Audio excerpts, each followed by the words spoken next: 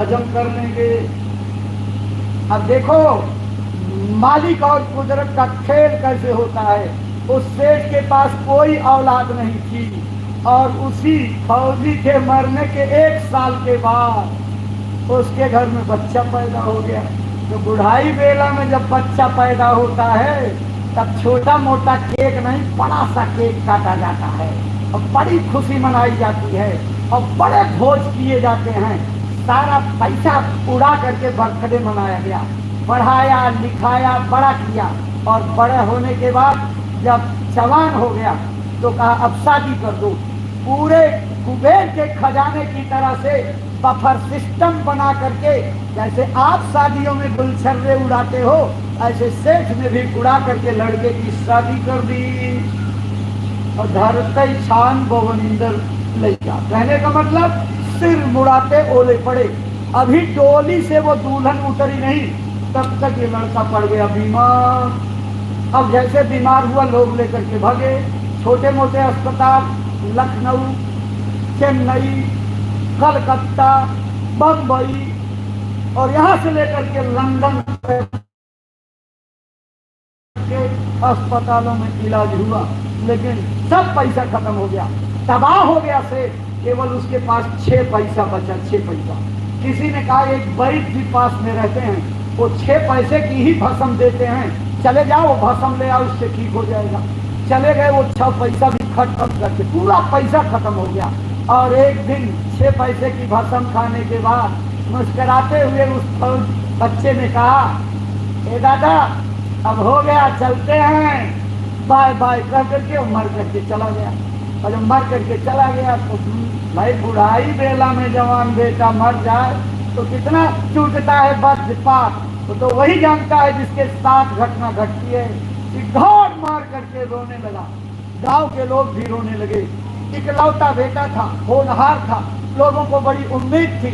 उस दिन रोटी नहीं बनाया लोगों ने कि आज रोटी नहीं। पहले जब कोई कलकत्ता में भी मर जाता था तो यहाँ तक खबर आती थी तो लोग उस दिन उपवास करते थे। इतनी मानवीय संवेदना थी। आज तो पड़ोस से लाश उठ जाए, जनाजा उठ जाए, वहाँ छौंको बघारे चीज खा रहे हैं, मानवता खत्म हो गई। उस समय सब लोगों ने रोटी बनाना बंद कर दिया। एक महात्मा उधर से जा रहे थे, देखा आज इस गांव में चूल्हे का धुआं नहीं उठ रहा, घूम पड़े। कहा भाई कौन सा गम आ गया, लोग चूल्हे पर रोटी नहीं बना रहे, धुआं नहीं निकल रहा। अरे कहा महाराज हमारे नगर सेठ का इकलौता बेटा जवानी में भगवान को प्यारा हो गया, उसी का गम मना रहे हैं। कहना अच्छा कहाँ है सेठ? अरे कहना अपने दरवाजे पर रो रहा। कहना चलो दिखाओ तो हमको। गए तो जैसे आपसे अगर कोई दुख की घड़ी में पूछ ले का भैया का हाल चाल है, आपके हृदय की सारी पीड़ा आंखों में आंसू बन करके सामने रुलाई में बदल जाती। ऐसे चिघाड़ मार करके सेठ से पूछने पर रोने लगा। कहा महाराज मेरा घर उजड़ गया, चिराग बुझ गया, मेरे घर का चिराग चला गया, अब बुढ़ाई बेला में मुझे जो है परेशान कर गया, इससे अच्छा ना पैदा होता तब भी ठीक था।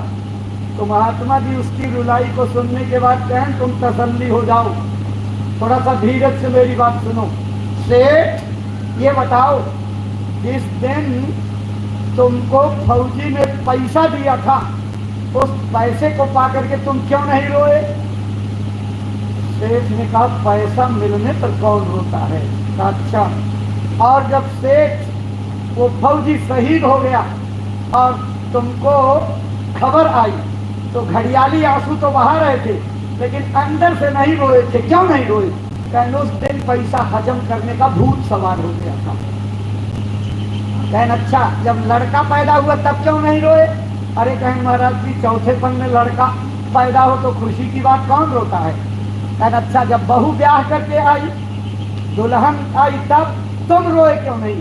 कहा महाराज जी गांव में कहावत है अगर नई नवेली ब्याह करके आवे तो पतोहू का स्वागत, अगर घर में कोई बाजा गाजा ना हो तो घर की थाली लेकर के लकड़ी के डंडे से पीट करके उसका स्वागत करना चाहिए।